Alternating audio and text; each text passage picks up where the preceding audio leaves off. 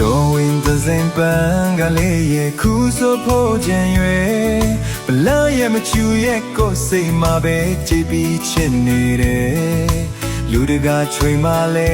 ဆိုတဲ့တော်ဝင်သူလေးရဲ့ကိုယ်လေးဘယ်လိုများလို့ရမလဲကနာရီလာမင်းသမီးလေးလို့တိတ်လာတဲ့သူရဲ့ပါမွန်ရဲ့နှခမ်းလေးတွေရင်ထဲဆွဲပြီးကွယ်ကနဝင်စံတင်သူရဲ့ကောင်းလို့ကိုဖြစ်ချင်မိတယ်ရာဇဝင်တွေအောင်ချစ်ပြလိုက်မယ်ပန်းလေးပွင့်တာကိုမှမြင်တိုင်းမြင်လေးပြုံးတယ်လို့ပဲ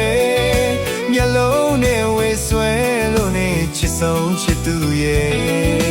ပန်းကလေးပွင့်တာလားမြင်လေးပြုံးတာလားကိုယ်လေးမဝေခွဲတတ်တော့တယ်